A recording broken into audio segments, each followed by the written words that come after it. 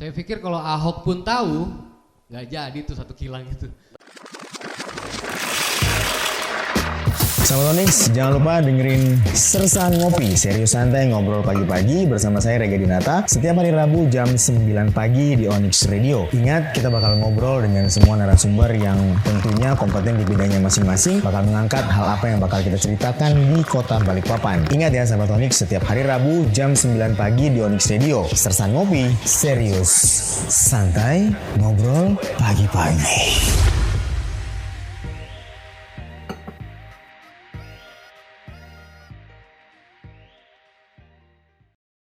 Sebelumnya saya pengen ngobrol sama Pak Kai Kusman lagi. Baik Kai, Kai sedikit bercerita tentang 2013 fungsi dari gedung veteran yang ada di Dondang itu kan sudah mulai dialihkan oleh Bapak Sofian Hasda, Sofian Johan, mohon maaf. Ya Kai ya. Ya. Ya.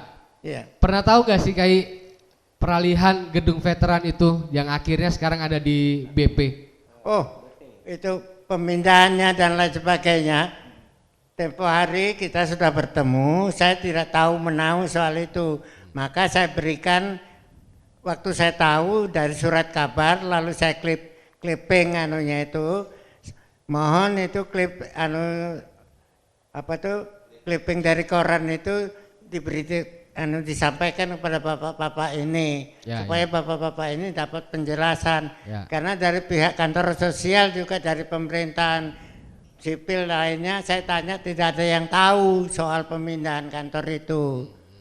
Saya itu sering nyelundup, tanya sana tanya sini sama itu siapa anaknya Nazarudin itu yang di siapa namanya itu wanita itu.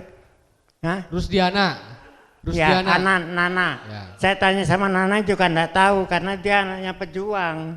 Ya. Ini enggak tahu. Oke. Termasuk saya sendiri. Kalau sejarah sekarang ada saksinya. Ini ada anak Heri Trunajaya ini. Ya. Saya pada waktu itu belum bergabung di veteran. Saya di angkatan 45 dan lagi buku perjuangan sudah terbit.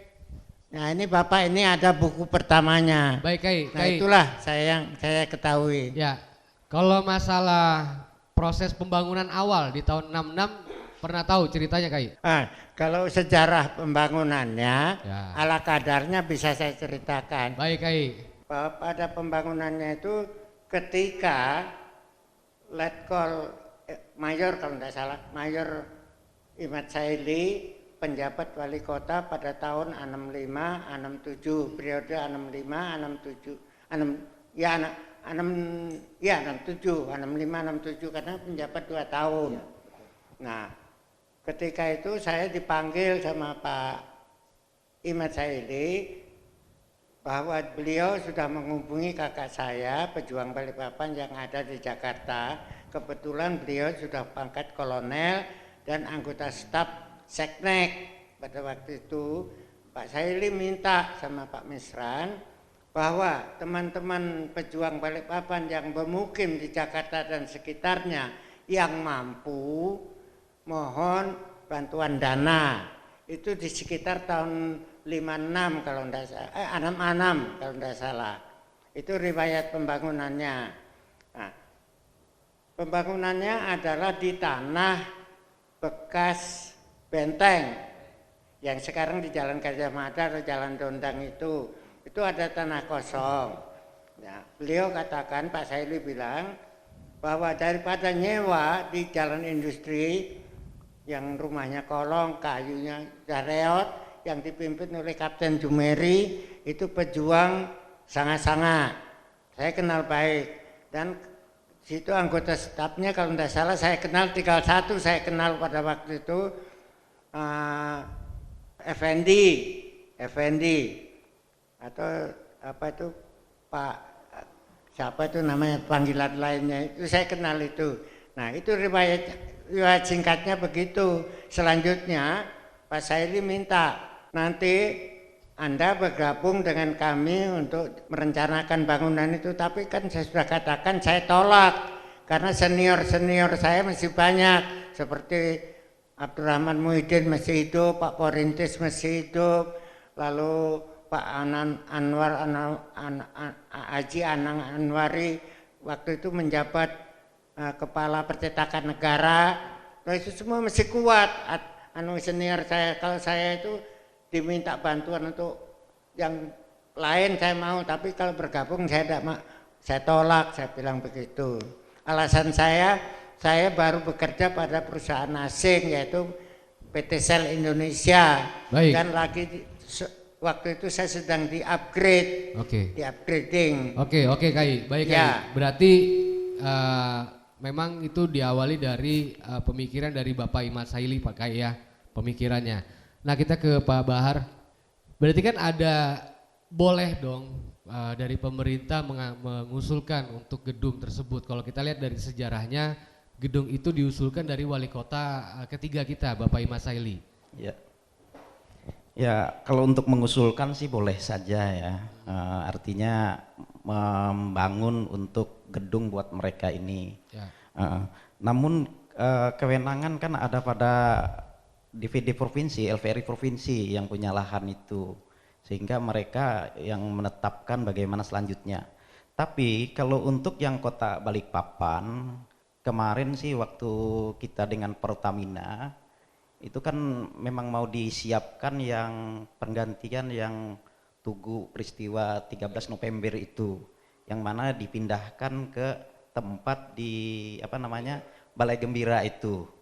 Waktu itu kan sudah mau dibangun lengkap dengan fasilitas di situ, termasuk juga mau dibangunkan gedung buat kantornya mereka ini, kantor veteran di situ. Cuman ya mungkin karena ada permasalahan antara veteran dengan angkatan 45, mungkin itu yang mungkin jadi ada sedikit keterlambatan. Nah, mungkin di sini kan karena ada anggota dewan juga yang hadir ya, Pak Parlin ya. Mungkin ini bisa ditindaklanjuti lagi karena kondisinya Pak Maulid tugunya juga tugu seperti semula itu ya, tidak ada perubahan kayaknya. Tugu itu bagus kalau dari jauh banget. Iya. Betul. Baik, ke Parlin. Ini sebenarnya fenomenanya udah lama banget nih Kak Parlin, bahwa kita melihat, saya juga sudah sempat berjuang untuk memindahkan Tugu, tapi Pertamina sekali lagi mereka yang mempunyai lahan daerah situ. Pertamina hanya bisa menjanjikan ya tahun depan, ya tahun depan, ya tahun depan. Kita nggak berharap veteran ini kan semakin berkurang pasti. Jangan sampai sudah di nol baru itu berdiri Kak Parlin. Kakak sebagai perwakilan dari kami semua, termasuk dari veteran, mungkin bisa memperjuangkan hak-hak.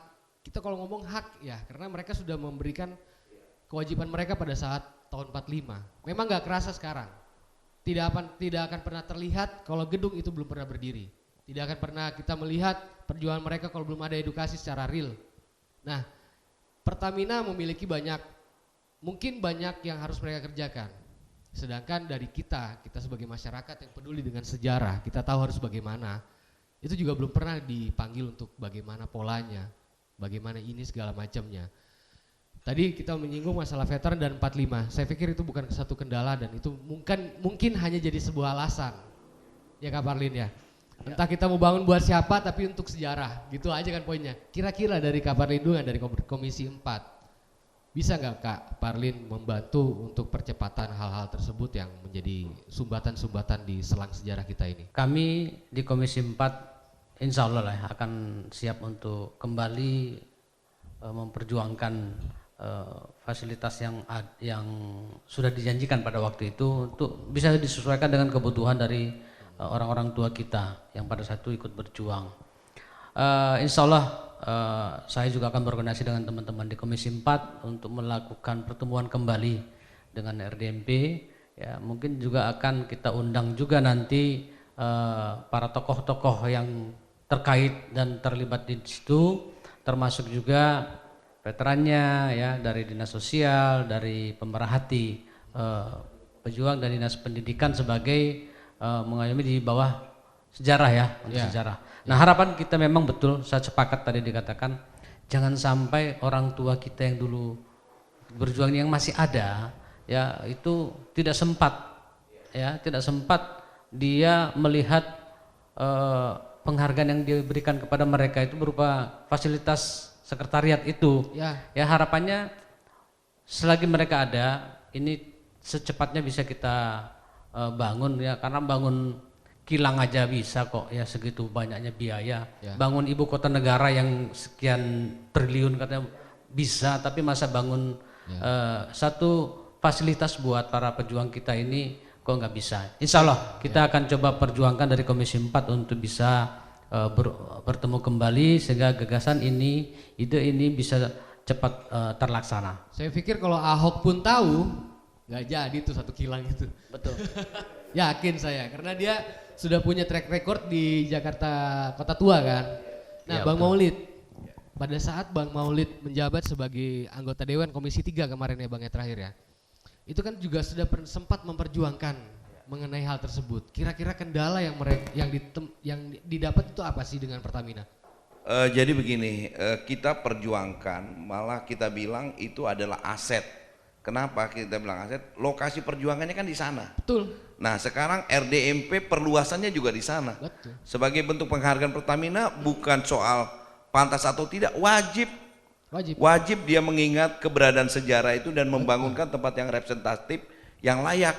Mereka bisa upacara kalau hari ulang tahun veteran, apalagi ini bulan-bulan kemerdekaan, akan banyak kegiatan di sana. Ya. Saya yakin pihak Pertamina asal diundang dan persuasif kita bagus, cara kita berdiplomasi dan mungkin lobi-lobi tingkat atas ya antara wali kota dan pihak Pertamina, dan juga melihat sudah banyaknya sepuh, sisa berapa yang masih hidup ini. Saya yakin itu bukan kendala yang sulit menurut saya.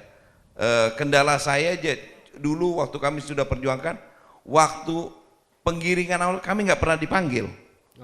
Kami nggak pernah dipanggil, apalagi melihat gambar pun kami nggak. Jadi mungkin karena kami dianggap terlalu vokal, karena Pertamina dulu kita sering soroti, apalagi terjadi kemarin kebocoran itu. Mungkin dianggap nanti kalau kita ini mungkin terlalu vokal lagi. Tapi yang jelas vokalnya kami pingin sampai anak cucu ke depan ada yang dibanggakan.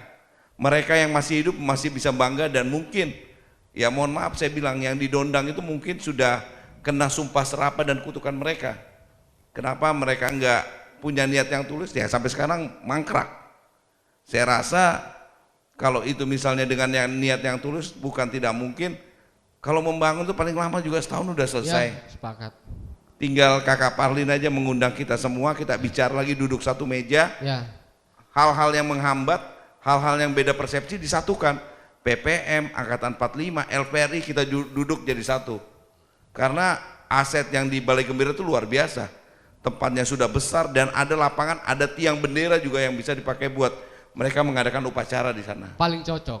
Ya. Diklat itu udah paling cocok, paling tepat. Iya. Ya Dan, semoga. Ya silakan. Dan kan kita tahu tadi Bapak juga sudah cerita bahwa di barat di kampung itu memang seperti kota tua, kota sejarah di sana, sampai kakeknya istri saya sudah ditahan bertahun-tahun di penjara di sana. Jadi menurut saya sudah sangat pantas, barat itu memang kota sejarah. Betul. Dan keberadaan mereka dibuatin kantor, dibuat monumen apa sana, sangat pantas dibanding tempat-tempat yang lain. Betul. Baik. Ya. Jelas sekali bahwa semoga ini ada sinkronisasi antara pemerintah, legislatif dan Pertamina, dan juga untuk fasilitas pejuang. Mereka tidak perlu lagi berjuang, tapi kita yang harus berjuang sekarang. BPM punya cerita panjang hingga menjadi Pertamina. Gimana, Om Heri Tarunajaya? Boleh sedikit diceritakan BPM peralihan ke Pertamina yang akhirnya ada macam-macam lah, Permina. Jadi ya ini hanya sekedar informasi. BPM itu punya Belanda yang memperjuangkan kilang itu hingga dimiliki Indonesia, hingga namanya Pertamina. Pejuang-pejuang ini. Terus sekarang mereka disisihkan. Mereka harus berjuang lagi untuk mendapatkan kantornya. Ya, oke. Silakan. Terima kasih. Saya sebagai warga Balikpapan, lahir dan besar di sini. Ya. Pada tahun 70-an itu kita selalu disesaki dengan pelajaran sejarah. Betul. Tentang hiruk pikuk perjuangan di Sanga-Sanga. Ya. Selalu itu saja yang ditampilkan guru-guru kita di depan. Ya. Bahwa Sanga-Sanga pada Januari 23 sampai sekian ada perebutan merah putih, pengibaran merah putih. Ya. Dan di Balikpapan tidak ada ceritanya pada saat itu oleh guru-guru sejarah kita. Maka pada 2010 saya lagi nongkrong-nongkrong di warung Pasar Baru itu, tiba-tiba saya kan berpikir, Oke, tercetus. ya di Balikpapan itu ada Petran. Ya. Tentunya ada perjuangan. Nah, Petran kan lahir setelah ada perjuangan. Nah, kemudian saya menyusuri data, beberapa teman termasuk Herianto dan lain-lainnya itu menuju ke kantor Petran di Dondang. Di sana saya tidak mendapatkan apa-apa, Mas. Tidak ada apa-apa, tidak ada data Petran yang valid yang bisa kita jadikan dasar untuk menyusun buku gitu. baik. Kan. Mengenai Ya. BPM. Ya, yang saya temukan itu cuma foto, dan itu juga merupakan fotokopi, entah sudah berapa kali difotokopi, foto pejuang Kasmani. Itu dalam sejarahnya dia sebagai ketua Badan Pemberontak, Badan Barisan Pemberontak Republik Indonesia yang berkantor di Gunung Samarinda. Kilo 5 ya. Ya, ternyata saya kemudian menyusuri terus, ketemulah dengan Pak Asliansah. Oke. Nah, itu ternyata ayahnya adalah Asnawi Musa. Asnawi Al-Musa. Asnawi Musa itu pada saat itu selain pejuang, dia juga seorang wartawan, usianya juga masih muda. Ya. Dari sana saya dapat catatan dari Pak Asnawi Musa itu. Disitulah saya mencoba untuk menyusun buku, Baik. ya kan? Baik, jadi menelusuri ternyata memang perjuangan kita besar. Ya. Dan itu memperjuangkan Pertamina kan istilahnya. Ya. Dan mereka adalah pegawai-pegawai BPM tadinya kan. Ya. Mereka juga pegawai BPM yang memang diambil Belanda. Ya. Boleh diceritakan sedikit antara peralihan nih dari 45 ke 50 mengenai BPM perjuangan. Di BPM itu yang saya temukan di catatan-catatan itu adalah Bapak Abdul Muthalib. Oke. Dia yang sampai sekarang kita tidak pernah tahu bagaimana rupa dan wajahnya, karena teman-teman perjuangannya pun tidak ada yang menyimpan satu potretnya pun itu Pak Abdul Muthalib. Ada yang mengatakan dia berasal dari Palembang, ada yang mengatakan dia berasal dari Jawa. Berarti memang sejarah kita, Ya. para pejuang ini memperjuangkan dari mereka yang memang bekerja di BPM juga. Ya, dan Pak Abdul Muthalib itu Ya. dilukiskan sebagai seorang pemuda yang pintar, dia menguasai 3 bahasa, Inggris, Belanda, dan Indonesia itu. Oke. Dia bekerja di BPM pada saat itu dan menjadi pelopor-pelopor pemuda membangun satu gerakan untuk melakukan pemberontakan pada saat itu. Itu maka terjadilah yang namanya demonstrasi 13 November 1945. Pak Kusman saat itu masih berusia 14 belasan, 13-14 tahun menurut pengakuan beliau. Seperti itu yang kita dapat, Pak. Berarti memang semua memang waktu itu terkait dengan BPM. Ya. Anang Acil, kemudian Nazarudin, Ya. juga pegawai-pegawai BPM. Tapi sekarang kalau Anda melihat sebagai penulis, juga sebagai pengamat sejarah, penulis wartawan juga, gimana? Apa sih sebenarnya terjadi? Ya, yang saya rasakan ya sangat ironis itu, Mas, sangat menyedihkan gitu kan. Orang tua kita yang dulu berjuang mempertahankan jati diri kota ini cuma dihargai setiap tahun ada ini ada itu ya kan. Tapi perjalanan kehidupan mereka kan tidak semua hidup dengan ekonomi yang baik gitu kan. Banyak yang di bawah garis kemiskinan, bahkan banyak anak cucu mereka yang tidak bisa sekolah gitu ya kan. Seharusnya mungkin pemerintah bisa memberikan apa gitu untuk anak cucu Petran, bisa diberikan beasiswa yang lebih istimewa lah daripada pelajar-pelajar lain gitu mungkin ya. Sebagai penghargaan kakek mereka atau ayah mereka. Nah, baik, jadi semoga apa yang tadi disampaikan Pak Heri bisa dijawab oleh Pak Bahrian. Silakan Pak, sekalian kita di closing statement juga. Ternyata udah 1 jam. Panjang ini. Nanti kita buat sesi berikutnya lah. Silakan Pak Bahrian, closing statementnya juga mungkin juga tadi ada masukan dari Pak Heri, bisa mungkin dari cucu-cucu pejuang bahkan cicit pejuang lebih diperhatikan lagi ya mereka, mungkin dari kemudahan untuk sekolah segala macamnya. Silakan Pak Bahrian. Iya, kita tanpa pejuang ya veteran-veteran ini negara kita tentunya tidak merdeka ya. Pasti, Jadi Pak. kita sangat mereka ini sangat berjasa. Tentunya pemerintah kota juga berupaya untuk memberikan kesejahteraan buat mereka, walaupun istilahnya orang itu ya sedikit-sedikit setiap tahun sesuai dengan kemampuan keuangan daerah. Nah, untuk itu memang di dinas sosial juga berupaya untuk membantu mereka untuk memberikan dalam bentuk hibah. Kemudian di provinsi juga dari kantor gubernur juga ada memberikan bantuan buat mereka ini dalam bentuk tali asih ya Pak ya, bantuan sosial terencana. Tahun ini mereka ini dapat 3.500.000 untuk yang veterannya, kemudian istri veterannya sama janda veterannya itu dapat 2.500.000. Jadi kan lumayan ya dapatnya dalam jangka 1 tahun gitu ya. Ya itulah salah satu bentuk dari bantuan pemerintah.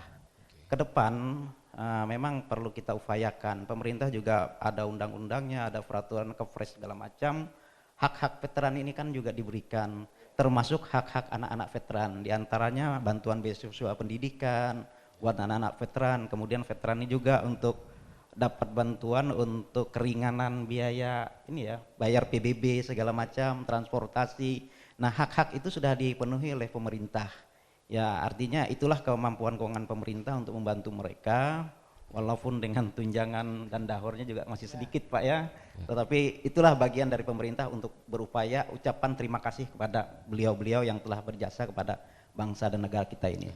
Saya kira itu. Baik, terima kasih. Semoga bisa diperjuangkan juga untuk gedungnya Pak ya. Kita upayakan nanti bersama, karena untuk veterannya ya kami di dinas sosial ya Pak ya. Tetapi kalau untuk situs, karena kemarin untuk itu kan masuk situs budaya ya. Nah itu juga melibatkan bagian kebudayaan di distrik. Jadi nanti kita bisa duduk bersama mungkin. Iya, kita bisa kolaborasi, kemudian duduk bersama kira-kira bagaimana supaya bantuan gedung yang dijanjikan oleh Pertamina itu bisa terlaksana. Baik. Dan tempatnya juga sangat strategis itu. Keren itu. Nah, keren kalau memang jadi. Karena memang pada saat itu waktu saya masih memegang yang kepahlawanan, memang saya sudah berapa kali ketemu dengan Humas Pertamina waktu itu. Mereka sudah menjanjikan dan menyiapkan, termasuk nanti ada gedungnya, kemudian ada dioramanya segala macam. Ya semoga semoga apa yang disampaikan Pertamina dijanjikan itu bukan ya. hanya, tapi saya tidak tahu persis, mungkin ada hal-hal yang lain. Tapi kalau di sini nanti ada apa, ini mungkin bisa kita duduk bersama. Semoga apa yang disampaikan Pertamina di tahun-tahun sebelumnya itu bukan hanya sebagai hayalan belaka aja. Iya. Karena perjuangan mereka bukan hayalan. Gitu aja. Bang Maulidin, silakan. Terima kasih, saya terus terang terima kasih sekali masih bisa bertemu dengan Kai Gusman dan rekan-rekan semua. Terima kasih Onyx, ini adalah bulan kemerdekaan Agustus ini, jadi saya harap momen ini kita ambil. Kalau momen Agustus ini kita ambil, jangan harap Pertamina bisa ngingat di momen-momen sebelumnya. Saya berharap kawan kami di Komisi 4 bulan Agustus ini jadwalkan RDP dengan pihak Pertamina, undang juga perwakilan pihak veteran, undang juga dinas sosial, undang juga pemerhati, wartawan penulis, kita rumuskan sama-sama. Karena itu goal kita. Ngapain kita cerita sejarah terus kalau action kita nggak ada? Baik. Itu cuma bisa menjadi bilang orang cuma dikenang aja. Kalau dikenang, terkenang itu cuma jadi memori, tapi kita wujudkan dalam bentuk fisik yang bisa kita buat peninggalan buat anak cucu mereka. Mereka mau lihat sejarah, mereka mau belajar, mereka ke sana. Dan itu akan menjadi pintu gerbang. Saya selalu bilang sama Pak Rijal pun saya bilang, di barat itu enggak usah terlalu banyak dibangun modern luar biasa. Wujudkan aja kayak kota tua atau kota sejarah, itu sangat berarti buat di barat. Karena kita melihat tadi sejarahnya sangat luar biasa di sana. Tolong, ini bulan Agustus, momen ini diambil.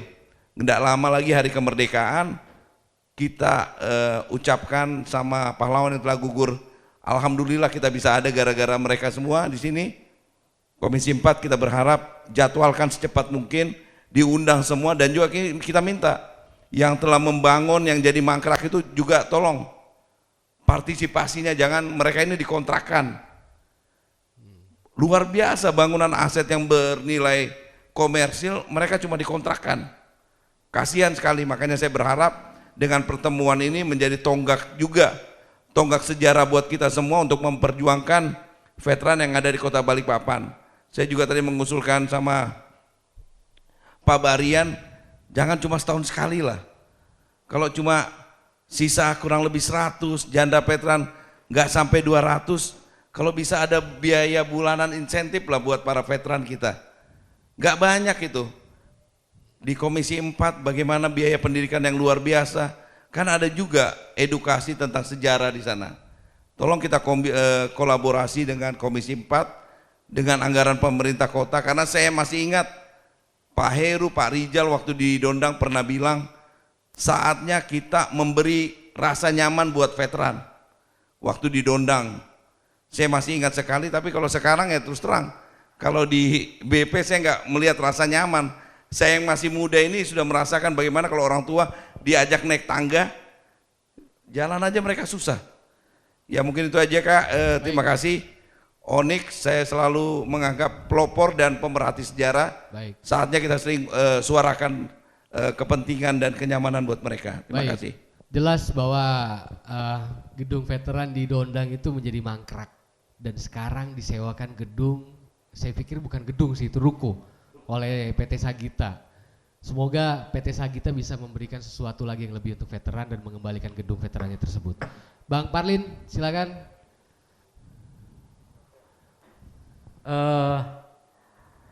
Dalam kesempatan ini menjelang peringatan Hari Kemerdekaan Republik Indonesia yang ke-75 ya, izinkan saya juga memberikan rasa hormat kepada orang tua saya, KAI kita, KAI Kusman, tetap sehat ya. Mudah-mudahan apa yang KAI perjuangkan bisa kami lanjutkan untuk ke depan.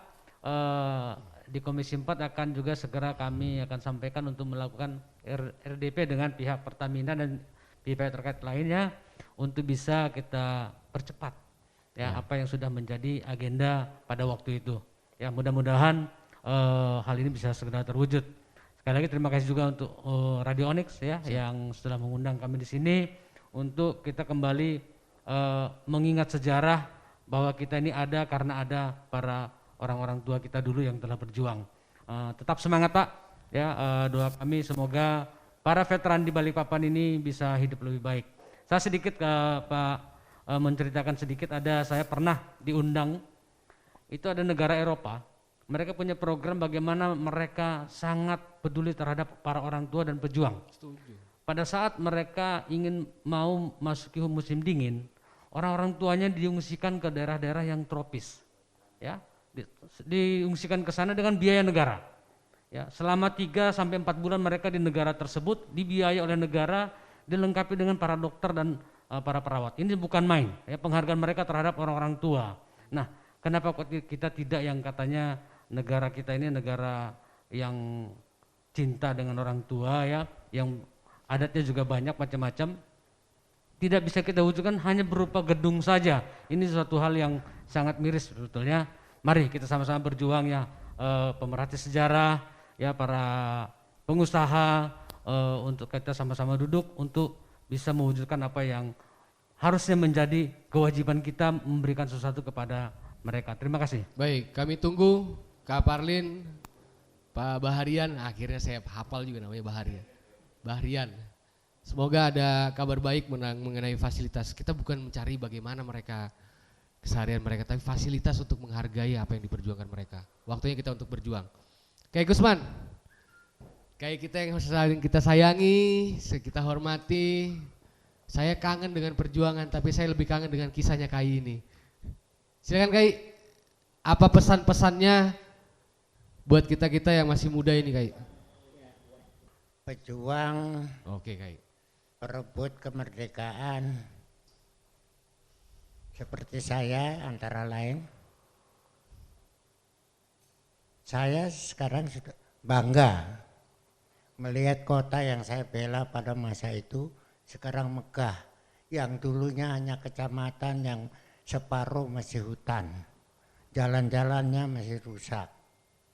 Nah, kalau diminta saya menasihati generasi muda, saya tidak mampu.